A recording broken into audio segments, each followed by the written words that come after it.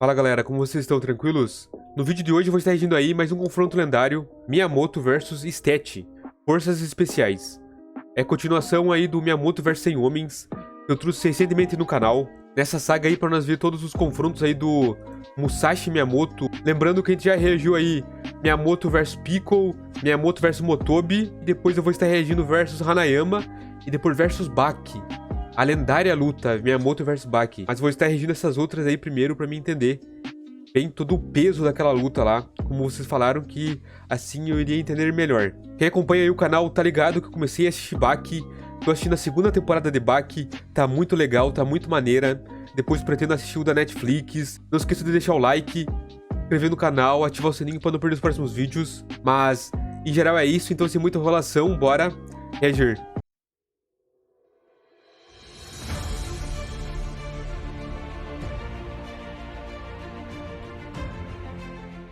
Ao ter um choque de realidade, o primeiro-ministro do Japão entendia que Miyamoto Musashi não era brincadeira. Ele fez frente ao esquadrão de choque como se não fosse nada. E pior, ele fez vítimas. Então a nação responderia com o uso da força. O primeiro-ministro chamava as forças militares para um discurso. Chama o Yujiro, chama o Baki. A polícia e as forças de choque foram superadas. Isso é uma desgraça para a nação japonesa.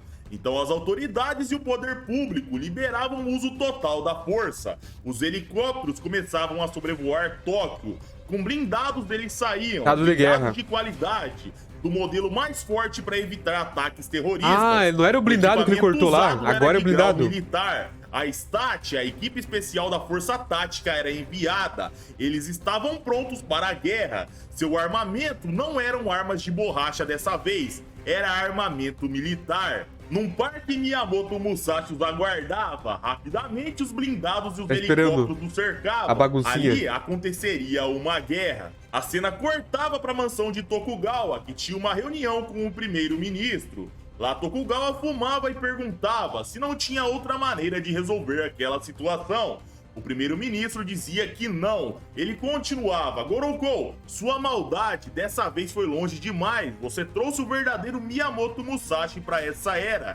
E o pior, ele é um clone humano. Se o mundo descobrisse sobre isso, o Japão não teria um aliado sequer. A tecnologia de clonagem evolui constantemente, dia após dia. Porém, a produção de clones humanos é visto como o tabu final. O mundo reconhece legal, isso. né? Isso não é algo humano ou algo ético que representa os direitos humanos. Esse aqui é Deus, né? O que você fez está errado.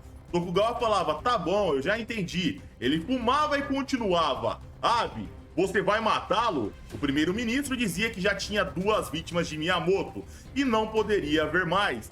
Tokugawa alertava: então haverá pilhas de corpos. O primeiro-ministro dizia que o uso de munição real seria utilizado dessa vez, tudo para conter o espadachim. Tokugawa baixava sua cabeça e alertava: então será pior. Haverá uma montanha de corpos. A cena voltava. Cara, e se não tacar uma bomba não vai derrotar. Ele os olhava e se perguntava: isso são pipas? Existem homens a bordo disso?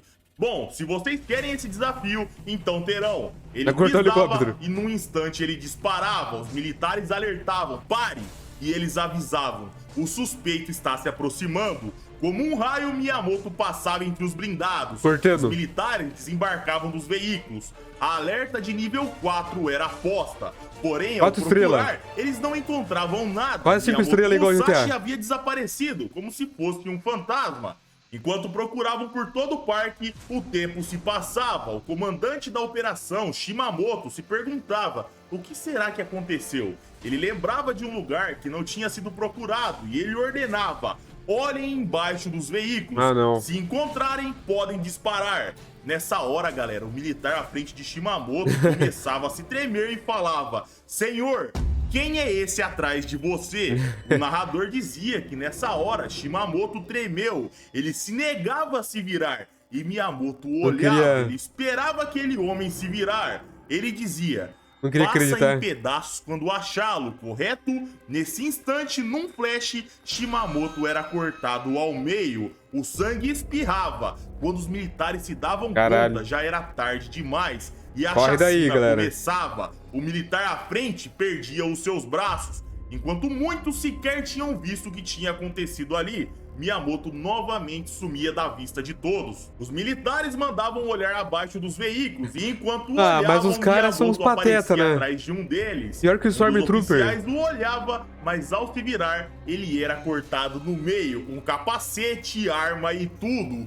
Miyamoto parava no meio e os aguardava. Os militares o cercavam Cara, é e muito Miyamoto meme. cortava a cabeça de um. O outro tinha Atira, sua porra. clavícula cortada e assim continuava. Braços e armas, pernas, perfurados no peito, cortados ao meio. O cara não reage, mano. Inúmeros estavam mortos no chão e Miyamoto mais uma vez desaparecia da visão dos militares. De repente, atrás deles, outros eram mortos num instante. Os helicópteros não conseguiam localizá-lo e o desespero Cara, muito começava a rápido. tomar conta. Eles É seriam o Flash. aniquilados. Nessa hora, o espadachim aparecia e outro era cortado no meio. O narrador dizia: quando ele aparece, ele corta, e quando a tempestade acaba, ele desaparece. Ao perder o comandante, aquela equipe se perdeu. Eles se tornaram um grupo preparado para fugir daquele ataque demoníaco. Igual da outra vez, As contra os 100 melhores homens. tropas da nação não podiam se mover perante aquele Itsuki. Itsuki, galera, é um nome japonês com 4 significados, e um deles é servo do próprio Deus. O desespero continuava a tomar conta da equipe. Ele era um semideus. A Stat não tinha experiência contra esse tipo de batalha. Eles não foram treinados para enfrentar tal ameaça. Aquele homem desaparecia da vista de todos num instante. Os Pobres soldados. helicópteros não podiam achá-lo. Como lutar contra isso? A ordem de se espalhar era dada. O inspetor-chefe, o segundo no comando da Stat, iria liderar. Ele demonstrou que mesmo em meio ao caos, ele dava uma exibição forte. Eles não iriam ser derrotados tão facilmente. Ele ordenava para a equipe dos carros 1 ao 6 ir para a frente dos blindados. A equipe 7 a 12 deveriam se manter em guarda no local onde estavam. Ele ordenava para 2 homens entrar em cada fileira dos blindados. E ao encontrar aquele demônio, eles deveriam atirar na altura do joelho para evitar de se balearem. Nessa hora, uma voz de cima dizia: tolo, eu corro e me escondo, quando apareço eu corto. O inspetor gritava que ele estava lá em cima, mas era tarde demais. O corte acontecia e mais uma vítima caía aberta no mais meio. Um líder. Miyamoto ficava parado e era cercado. Os disparos aconteciam, mas num instante, por cima o espadachim desviava e com o joelho ele acertava um militar e outra vítima caía no chão. O narrador explicava que os Itachi são japoneses, por isso eles entendem o que é o estilo de 2 espadas. Eles sabiam que aquilo era muito ruim. O estilo de 2 espadas, cujo nome é Niten Shiryu, um estilo criado pelo próprio Miyamoto Musashi, o mestre entre os mestres na arte da espada, o estrategista número 1. Um flashback nos era mostrado de momentos antes da caçada, onde o inspetor Tanuma, o segundo no comando da Stat, se preparava com a equipe. E um dos militares questionava se eles realmente deveriam sair armados até os dentes para caçar um homem com uma espada japonesa. O inspetor dizia: uma única espada japonesa? Você sabe quem está empunhando? O militar perguntava se Tanuma realmente acreditava que aquele homem era Miyamoto Musashi. O inspetor dizia que não importava o que ele acreditava ou não, pouco importava. Se seus superiores disseram isso, então ele era Miyamoto Musashi. Se eles dissessem que Abraham Lincoln estava lá, o cara não leva a sério. Lincoln, e ponto final. O militar dizia: só que a gente vai usar armas de verdades contra uma katana. E Tanuma alertava: essas são as ordens, então não se segure. O flashback acabava e lá estava o corpo aberto do inspetor Tanuma. O terror que aquele homem causou com apenas uma única espada foi apavorante. Tanuma, desde o começo, sabia que eles deveriam ter ido com tudo, e agora ele estava morto, aberto no meio. O narrador dizia que aqueles homens pelo menos ele não era tão burro igual os outros. Números, nos equipamentos mais potentes da última geração. Porém, tudo isso era inútil. O inimigo à sua frente não havia sofrido um único contra esse exércitozinho aí de merda. Naquele momento, Miyamoto Musashi usaria seu estilo lendário de 2 espadas. Os militares entendiam, ao olhar aquela pose, que aquele homem realmente era o lendário espadachim Miyamoto Musashi. Afinal, eles viram aquela posição em diversos retratos. Miyamoto dizia: não se atrevam a se mexer, quem se mover terá sua cabeça saindo voando. Todos congelavam e eles sabiam que aquilo realmente iria acontecer se eles se mexessem. Miyamoto aparecia na frente de um militar e perguntava: quem é o seu líder? Nenhum dos militares queria assumir como próximo do comando. Mesmo Cara, com tudo Miyamoto cagado, cercado, Tudo aquele homem na frente de todos os membros medroso. da STAT era apavorante. Seus comandantes foram cortados no meio assim que apareceram. Miyamoto os olhava e dizia: se não tem ninguém, eu não tenho escolha, já acabou. Voltem para os seus carros e saiam daqui. Humilde. Aqueles que permanecerem serão cortados. Nessa Bondoso. hora, todos começavam a correr Nunca erra. desesperados. Eles passando não iriam pano aqui conseguir pro fazer Musashi. frente àquele monstro. Um atrás do outro, os blindados saíam em fileira de lá. Uma reunião eventualmente acontecia, onde o primeiro-ministro dizia que todo o departamento da polícia da STAT teve seu poder de fogo aumentado para aquela ocasião, e ainda assim foi inútil. O clone defeituoso da ciência desonesta, Miyamoto Musashi, foi um erro trágico e incontrolável. A sala junto a Tokugawa ficava em silêncio, e o primeiro-ministro continuava: senhoras e senhores, o Japão está refém de um único homem clonado. O que acontecerá se o mundo descobrir tal informação? Se a mídia souber disso, Acabou o um escândalo Japão. de magnitude mundial irá se espalhar. Seremos motivos de piadas, então para deter essa ameaça, teremos que contratar o homem mais forte do mundo, Yujiro Hama. Tokugawa perguntava a um dos membros da staff militar o que ele achava daquela ideia. O homem dizia que se precisasse, ele moveria todas as tropas da nação contra Miyamoto Musashi. O primeiro-ministro dizia que isso era uma má ideia, envolver as forças de autodefesa da nação causaria um grande alarde. Seria ridículo pedir o poder da nação para enfrentar apenas um homem. Isso estava fora de cogitação. Eles precisavam Não ia agir dar de efeito forma também. razoável Ele ia na derrotar. frente do povo japonês. Um dos membros da reunião dizia que ele conhecia um homem que poderia lidar com aquela situação. Ele o conhecia há muitos anos. A sua força era sem igual em todo o Japão e ele era imune Eu ia a falar que é o lâminas. Hanayama. O único problema é que ele não pertencia à parcela da população que cumpria a lei. Tokugawa se espantava e todo mundo ali se perguntava quem seria esse homem. A cena cortava para um prédio. De pouco a pouco tudo nos era mostrado. O segurança do local, o corredor, a porta e a maçaneta. E lá dentro estava quem seria o próximo desafio de Miyamoto Musashi.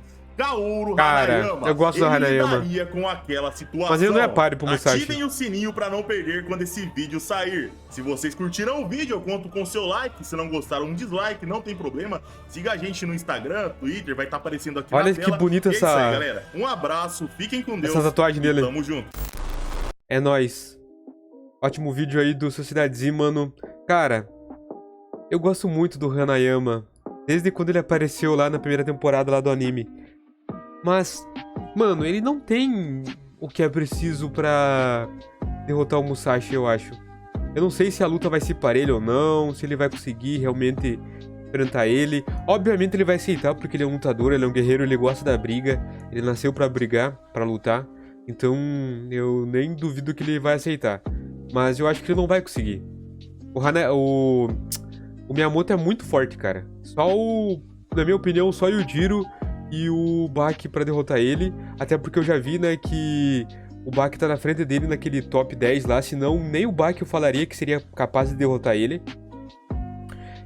Eu falaria que talvez o Piccolo, porque eu sou fanboy do Piccolo. Meu personagem favorito.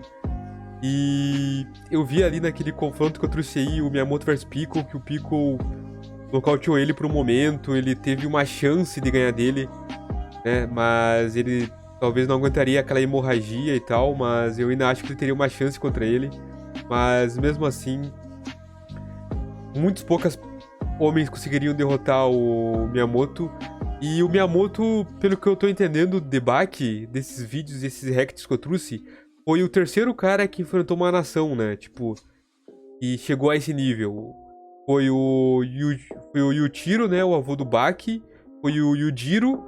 e agora foi o Miyamoto, né? Foi os três que enfrentaram uma nação. Fizeram uma nação, um país inteiro tremer na base, botaram eles na palma da mão dele. Poucos caras fizeram isso, pra tu ver a força dele, né, velho? Não é à toa que ele é o lendário espadachim. Muito foda. Esse confronto foi foda.